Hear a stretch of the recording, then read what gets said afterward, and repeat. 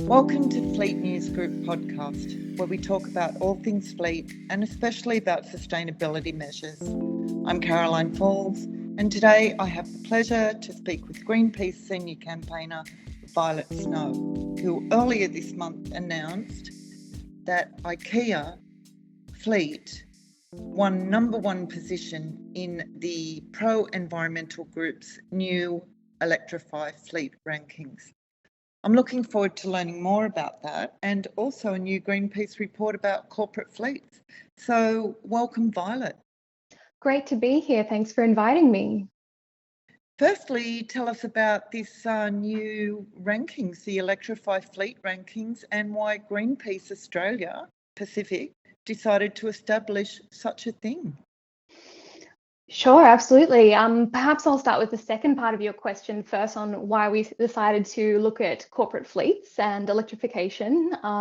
So we've been engaging with major businesses in Australia for a number of years around building leadership on renewable electricity in the face of some political inaction and with a focus on corporate commitments to 100% renewable electricity by 2025.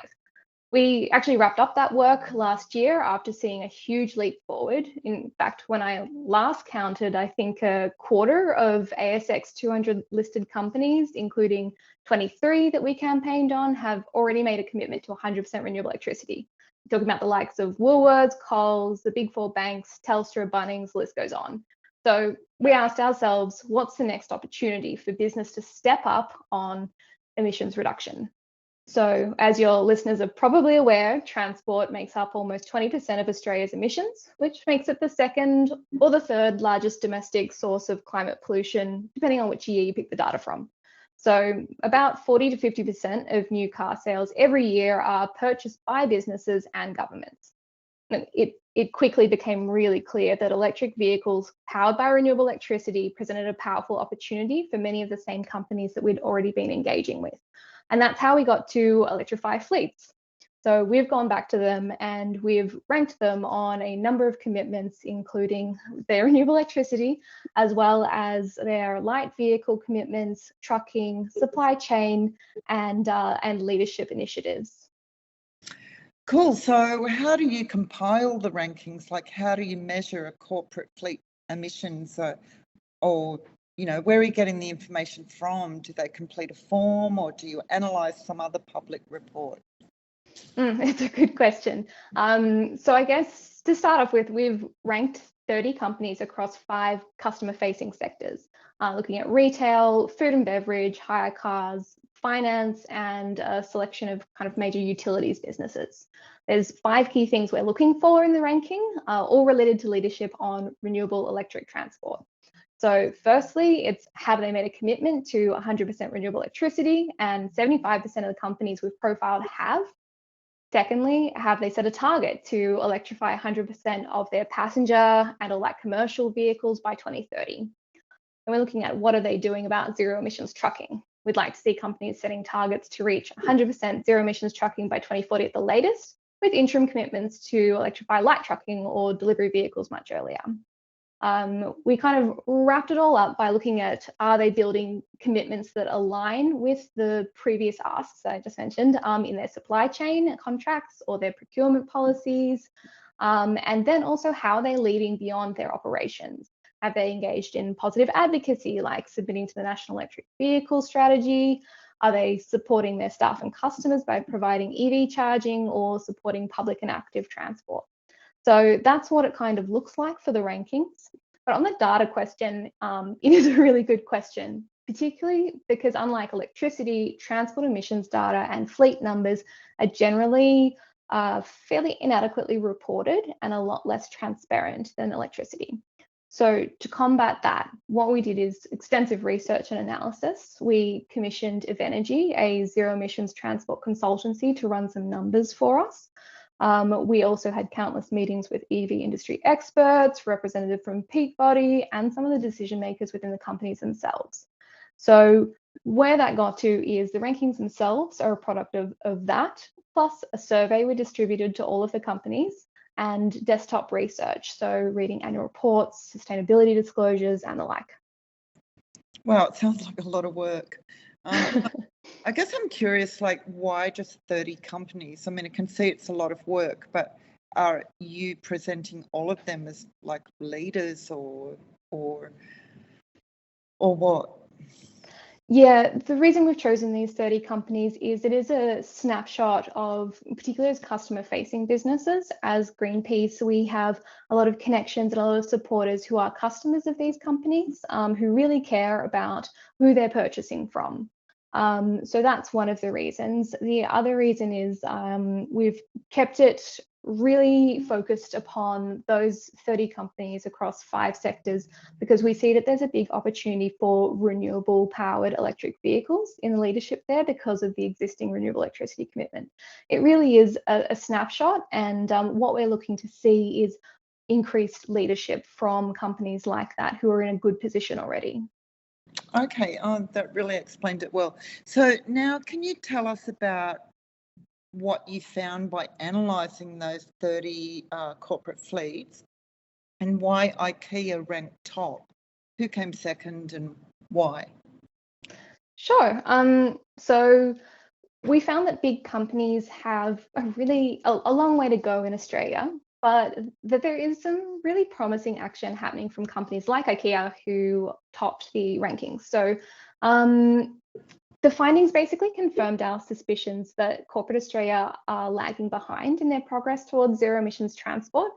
The average score for companies was just 3 out of 10. There's a big room for improvement there. And I think, as you mentioned, IKEA topped the rankings. Following in second and third place was Bank Australia and Westpac on the next best scores.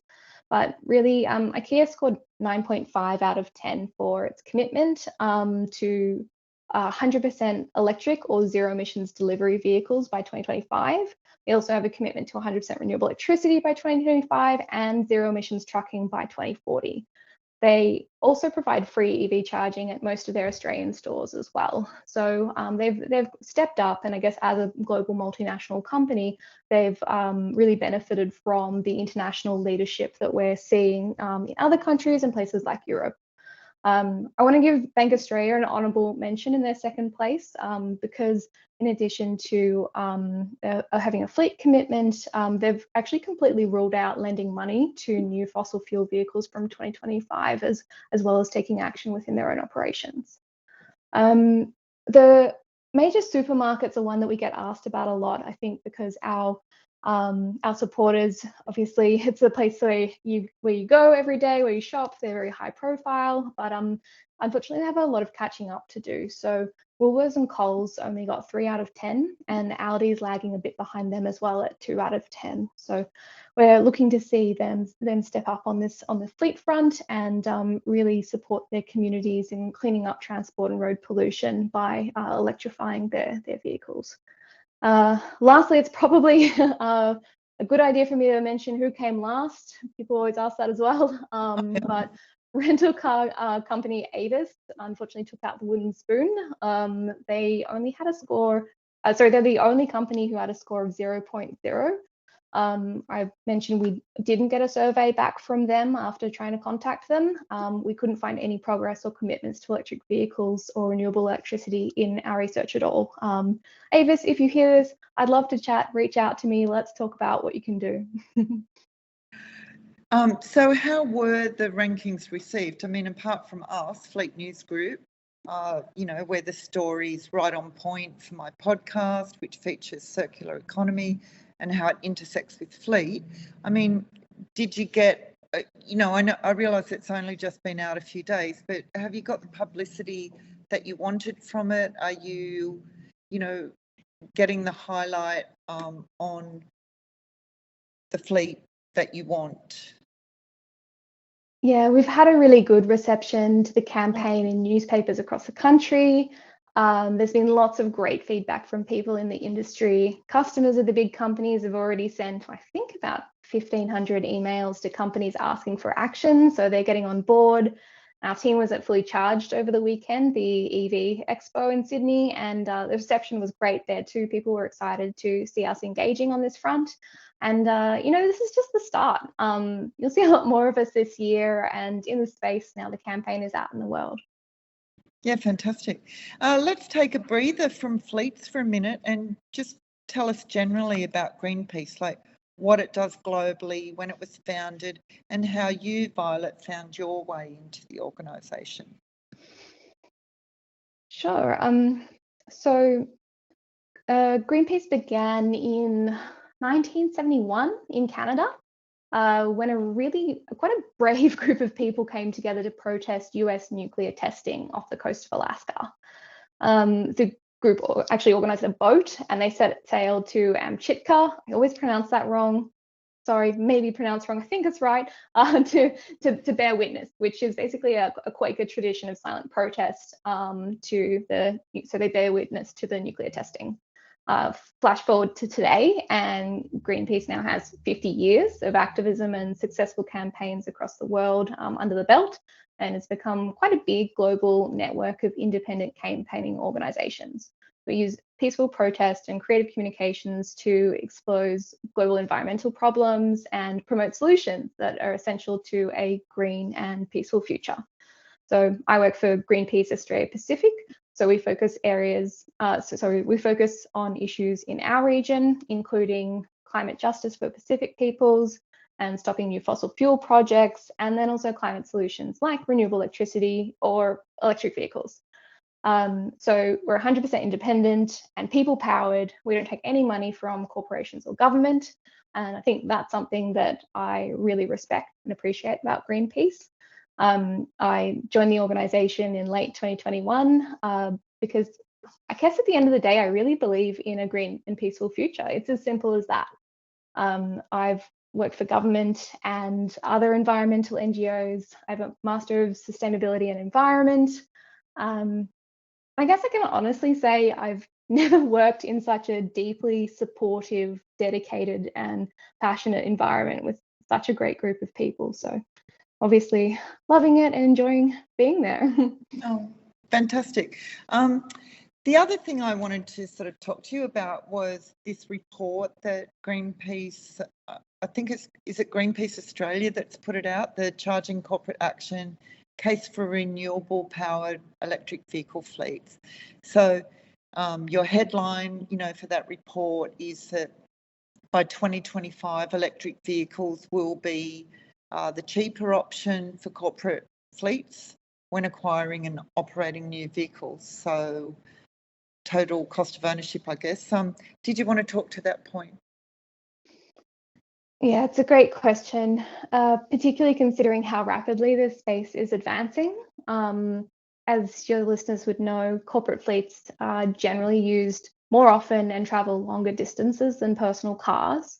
So with falling electric vehicle prices and the more kilometers a vehicle travels, the faster the total cost of ownership begins to outcompete internal combustion engines. So when we compare electric vehicles and internal combustion engines, according to the modeling in our report, which was done by Evenergy, for a medium passenger vehicle, the total cost of ownership of an EV will reach price parity for all vehicles traveling traveling at least 15,000 kilometers by 2025. I think probably a different example of some of what we're talking about in the report, which I found really useful for talking about the falling costs, is an example from the Electric Vehicle Council, which talks about basically how refueling a petrol vehicle costs more than 5 times per kilometer of travel than charging an electric vehicle in 2022. So if we have a low utilization fleet vehicle, it drives maybe 15,000 kilometers a year, kind of similar to a private vehicle. They might spend, let's say, $2,100 a year on petrol. That's like 14 cents a kilometer. So an electric vehicle traveling the same distance would cost about $600 a year at 4 cents a kilometer. So in electricity cost, which is already racking up a savings of $1,600 a year on fuel alone. There's a lot of lower maintenance costs as well. So there's quite a few, I guess, of those economic business benefits for businesses. If we extrapolate that, looking at high utilization fleet vehicles traveling more like 35,000 plus kilometers a year, and you could be saving in the realm of $4,000 to $5,000 a year on petrol alone. So it does really stack up on that front. And what we've seen is that total cost of ownership picture is drastically decreasing, and it's already competitive, particularly for those really high range vehicles.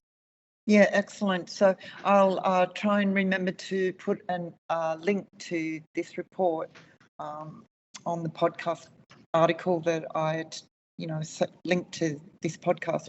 But anyway, I always like to bang on a bit about circular economy principles and practices, and to keep learning about them after doing a certificate course on the subject during the 2021 long COVID lockdown in Sydney. And I was just wondering if you care to speak to what you know or hope for regarding OEMs or automotive makers reducing their use of virgin raw materials and increasingly reusing parts and recycled materials. Circular economy is such an important principle for everything these days. I mean, we see it across really all supply chains needing to take action and reduce, waste products and bring it back into the supply chain. In terms of electric vehicles, there are a number of challenges for OEMs to overcome on this. And I think really supply chain transparency is one of those issues, and the ethics behind that. We need good regulation to support that as well in key companies where minerals mining is happening, as well as bringing that back to circular economy so that we have less and less raw materials being used, as you said. Look, I'm not an expert on this front, but we certainly have done research into it. The one example that springs to mind is Polestar, and I know that they are taking more steps than I've heard in other cases towards circular economy and responsible sourcing. I think they're even using blockchain to trace some of their minerals and promote a transparent supply chain. So yeah, it's there is a lot that can be done, and I think there is some movement happening, but we definitely want to see more and stronger action from both manufacturers and governments on that.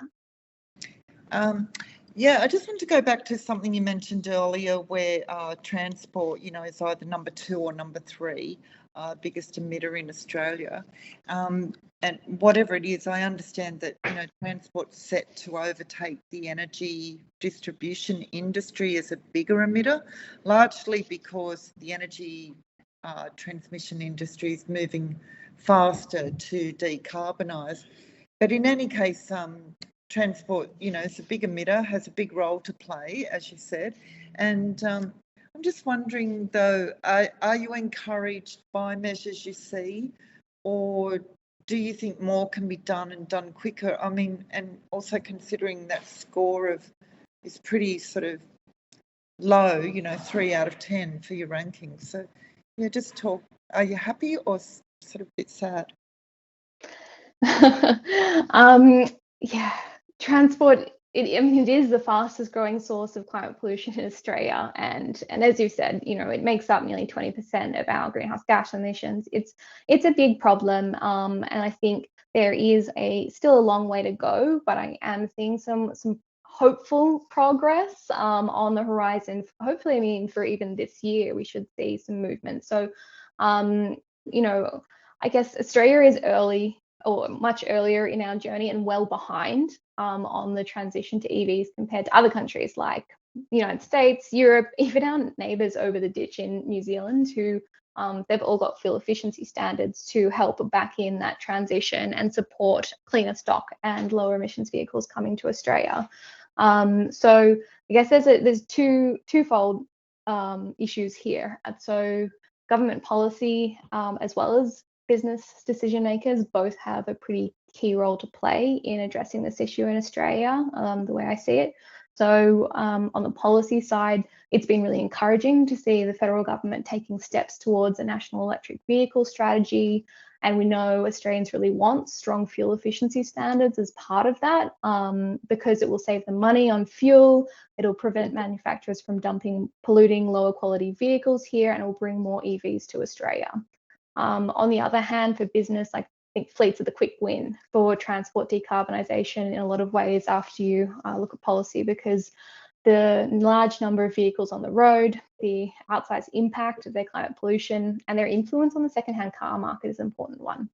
So what we really hope to see here and across the course of this year, as we have more engagement on this issue as well, is companies setting a commitment that really means setting the destination and trajectory for their transport decisions.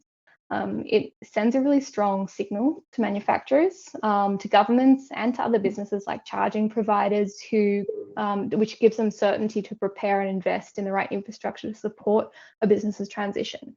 I guess right now, electric vehicles are gaining momentum in Australia, but we need to see more action. So big companies, including those like Coles and Woolies, can both drive down climate pollution and kick off the secondhand EV market by switching their cars and trucks fleets to electric vehicles.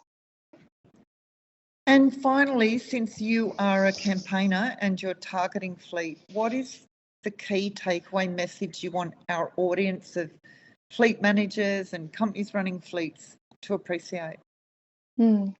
I'd say step up and lead the charge towards renewable powered electric fleets.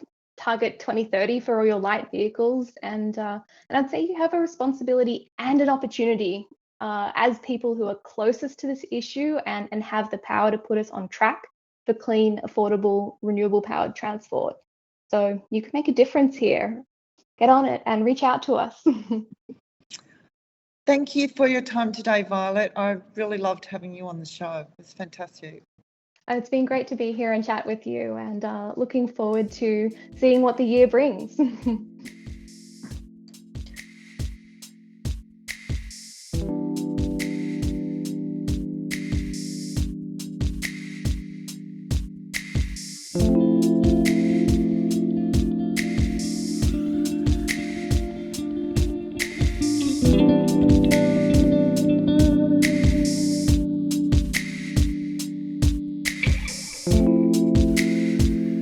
You've been listening to Fleet News Group podcast.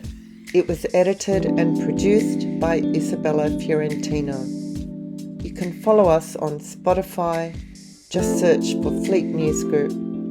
We're also on Instagram, Facebook and YouTube. Our website is fleetnewsgroup.com, where you can get all of our stories, videos and podcasts. Until next time, drive safely and take care.